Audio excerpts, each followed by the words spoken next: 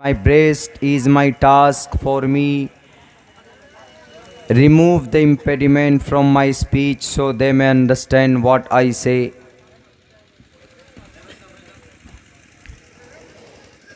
युनः पिता जनिता युविधाता धामानि वेद भुवनानि विश्वा युदेवा नाम दायक इवतम संप्रश्नम भूना यन्तयन्या अविक्तम विक्ति माँ पन्यम मन्यन्ति माम बुद्धम परम भाव मजानन्तो ममावियमानुत्तमं न देवा मुरच्छलामिय न काष्ठे विदते देव न पाषाणै न मूर्णमै भावुहि देवस्तस्मादुभावुहि कारणं तस्माच्छास्त्रं परमानं तिकार्य अकार्य विवस्थितो ज्ञात्वा शास्त्रविधानोक्तं कर्म कर्तुमिहर्हसि यशास्त्र विधि मुत्सृज्य वर्तते काम कार्ता न ससिद्धिं वाप्नुति न सुखम न प्राम गति। साथियों, स्टेज पर तशरीफ़ फरमा हज़रात उलमाए किराम, पर्दे में हमारे गांव समाज की माँ और बहनों, गुज़िश्ता रात में इस आप ही के करीब के इस प्रोग्राम में मेरी शिरकत भी हुई थी। आज फिर एक बार आपके दियार में बहैसियत मुक़र्रिर आपके इस जलसे में, आपके इस गांव के जलसे में पहली बार हाज़िरी हुई। बहुत बड़ा मजमा था और बहुत सारे लोग आए हुए थे इस जलसे में, मगर नींद की तकाज़े की वजह से अपने अपने घरों को जा चुके हैं। जो बातें उन्होंने सुनी और जो बातें हम लोगों ने सुनी और आइंदा जो बातें सुनी जाएंगी कुरान और हदीस की रोशनी में, अल्लाह से दुआ करते हैं कि अल्लाह हमको 100% उस पर अमल करने की तौफीक अता फ़रमाए। हज़रात, रात के 1:30 बज चुके। मैं तो ये मशवरा दूंगा अपने सीमांचल, पूर्णिया और कटिहार और किशनगंज अररिया के अराकीन जलसा सबको एक अच्छा मशवरा देना चाहता हूँ अपनी तजुर्बे की रोशनी में। वो ये 1 बजे तक जलसे का अगर इख्तिताम हो जाए तो मेरे ख़याल से ज़्यादा बेहतर होगा।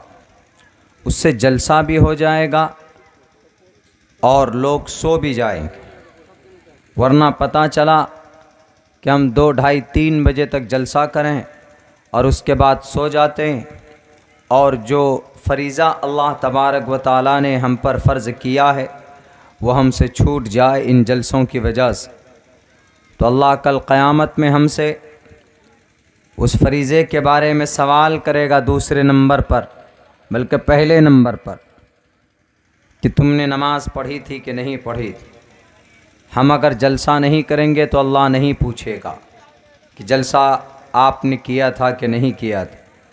जलसा भी करें, क्योंकि ये भी ज़रूरत है और ये भी एक वे है किसी भी इदारे को, किसी भी धार्मिक स्थल को, उसमें माली एतबार से ताउन लेने और देने की एक शक्ल है, और दीन और शरीयत की बात आवाम तक आसानी से पहुंचाने का एक तरीक़ा है। लेकिन पहले ज़माने में ऐसे होता था कि लोग जलसा सुनने आते थे और पूरे लाव लश्कर के साथ, पूरी तैयारी के साथ, बिस्तर के साथ, खाने पीने के साथ आते और डेरा जमा कर बैठते थे और वो फजर के अज़ान तक, नमाज तक जलसा सुनते थे। लेकिन अब तो हर किसी के पास सवारी है, जलसा 12-1 बजे तक सुना, नींद ने दस्तक दी तो फ़ौरन उठकर अपनी गाड़ी में बैठते हैं, घर चले जाते। उसमें होता यह है कि लोग जो बचे खुचे होते हैं वो भी नींद की हालत में होते हैं, और जो मुक़र्रिर होता है उमूमन वो भी ढंग से अपनी बात नहीं कह पाता, ज़बरदस्ती स्टेज पर बैठकर माइक के सामने वो भी बोलने की कोशिश करते हैं। मैं प्रोग्राम में गया हूँ, बाहर अभी का सफ़र था, कहीं पर प्रोग्राम मेरा 9:30 बजे से کہیں پر پروگرام میرا 10 بجے سے، کہیں پر پروگرام میرا 11 سے، یعنی حد سے حد 1 بجے سے آگے پروگرام نہیں لے کر جاتے ہیں وہ لوگ۔ اکثر مہاراشٹرا ہو گیا، تلنگانہ ہوا، اڑیسہ ہوا، اتر پردیش ہوا، لاسٹ پروگرام اتر پردیش کا تھا 18 تاریخ کا، تو وہاں پر بھی 12 بجے تک، 12:05 تک میری بات پوری کمپلیٹ ہو گئی۔ تو میرے خیال سے ہمارے علاقے میں بھی اگر یہ ترتیب بن جائے تو زیادہ بہتر ہوگا، تاکہ لوگ دل جمی سے بیٹھیں گے، سنیں گے، اور ان کے ذہن میں یہ بات ہوگی کہ نہیں پروگرام تو 1 بجے تک ختم ہوگا، پوری تقریر سن کر، پورا جلسہ سن کر جائیں۔ پھر بھی آپ لوگ ابھی اتنا زیادہ ٹائم ہونے کے باوجود بھی یہاں تک بیٹھے ہیں، تو یہ آپ لوگوں کا مجاہدہ ہے، آپ لوگوں کی اپنی قرآن سے، اپنی شریعت سے یہ ایک محبت کی پہچان اور یہ واضح دلیل ہے کہ آپ لوگوں کے دل میں اپنی شریعت کے تئیں بہت زیادہ محبت ہے۔ اللہ آپ کے اس محبت کو، اللہ آپ کے اس قربانی کو بے انتہا قبول فرمائے۔ حضرات، آج تاریخ 20 نومبر ہے۔ آج ایک بہت بڑا اتہاس اور تاریخ انسیڈنٹ، ایک بہت بڑا حادثہ، ایک بہت بڑا واقعہ رونما ہوا تھا۔ Great incident was happen in the historical world. اتہاس کی دنیا میں آج ایک بہت بڑا دن ہے 20 نومبر کو۔ حالانکہ یہ تو 12 بجے کے بعد چینج ہو جاتا ہے، لیکن اسی نسبت سے ہم آپ کو بتا رہے ہیں، چونکہ یہ جلسہ 20 نومبر کا تھا۔ ہم نے کل بھی بات کچھ بتائی اس تعلق سے کہ 20 نومبر کو میں اس لیے بتا رہا ہوں چونکہ ہمیں جاننا ضروری ہے۔ اگر ہم نہیں جانیں گے، ہم اپنے ماضی کو یاد کر کر مستقبل کے بارے میں اور موجودہ ٹائم پر اگر ہم نہیں عبرت حاصل کریں گے تو پھر آپ سے زیادہ گونگی اور بہری اور آپ سے زیادہ بزدل قوم کوئی نہیں ہو سکتی۔ میرے بھائیو، میں بارہا کہتا ہوں کہ جوڈائزم اتنی مضبوط ہوئی، انہوں نے اپنے ماضی کی واقعات کو سامنے رکھ کر کہ انہوں نے ماضی میں کون کون سی غلطی کی، ان کو سامنے رکھ کر عبرت حاصل کی، اور اس سے آگے نہ دہرانے کی، اس سے آگے بڑھ کر اچھے کام کرنے کا انہوں نے سنکلپ لیا ہے۔ تو آج دنیا کے اندر وہ سر اٹھانے کے قابل نہیں، بلکہ دنیا میں دوسری قوم ان کے ذریعے سے سر اٹھا رہی ہے، وہ ذریعہ بنے۔ تو آپ کو بھی جاننا بہت ضروری کہ آپ کی کیا تاریخ اس دنیا کے اندر رہی۔ جلسوں میں بات ہو شراب کی، بات ہو سود کی مخالفت کی، بات ہو نماز کی، زکوٰۃ کی، حج کی، تو یہی شریعت اور یہی دین ہے۔ ہم ایک محدود سوچ بنا چکے، ایسا نہیں ہے میرے ساتھیوں۔ آپ 24 گھنٹے میں جو کام آپ کرتے ہیں، چاہے آپ مدرسے میں پڑھاتے ہیں، چاہے آپ فاوڑا اور کسلا لے کر آپ کسی کھیت میں جا کر کام کرتے ہیں، تو دونوں کا تعلق شریعت سے۔ چاہے آپ دکان پہ بیٹھتے ہیں، چاہے آپ کسی مارکیٹ میں یا کسی شیئرز مارکیٹ میں چل کر آپ موجودہ شیئرز مارکیٹ وہ غیر شرعی ہیں یا دوسرے کسی فیلڈ میں آپ کام کرتے ہیں، تو آپ میرے خیال سے جہاں تک میں سمجھتا ہوں کہ 24 گھنٹے کی آپ کی زندگی کی جو ترتیب ہے، کوئی بھی کام کریں نیت صحیح ہو تو وہ شریعت کے دائرے میں آتا ہے۔ الیکشن کا زمانہ ہوتا ہے، آپ اپنے ہاتھ میں آپ خود کو ایک لیڈر بنانے کے لیے چلتے ہیں، تو نیت صاف ہے، قوم کی بھلائی کے لیے آپ کرنا چاہتے ہیں، تو وہ بھی آپ کے لیے دین اور شریعت ہے، بشرطے کہ صحیح ڈھنگ سے کیا جائے۔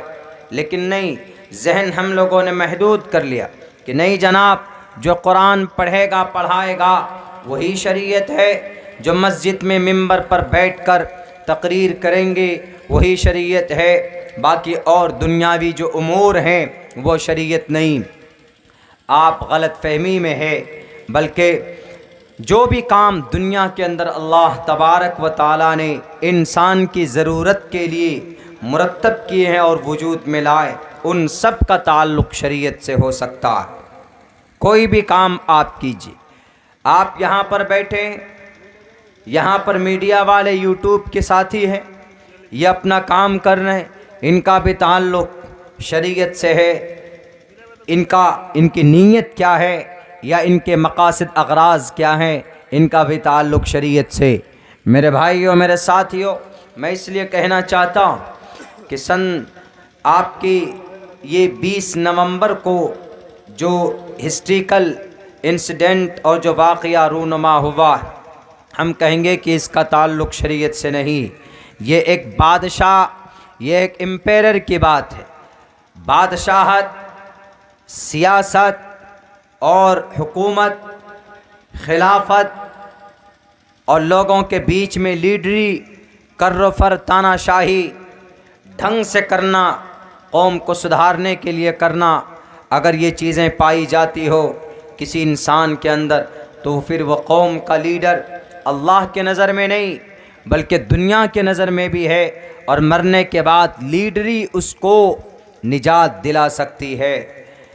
آج ہم صرف یہ سمجھ لیتے ہیں کہ جناب اگر کوئی آدمی سیاست میں آ جاتا ہے یا کوئی آدمی اگر کوئی کینڈیڈیٹ بن جاتا ہے تو ہم ان کو علیحدہ کر دیتے ہیں۔ نہیں، اس کی رہنمائی کیجئے، صحیح ڈھنگ پر رہنمائی کیجئے۔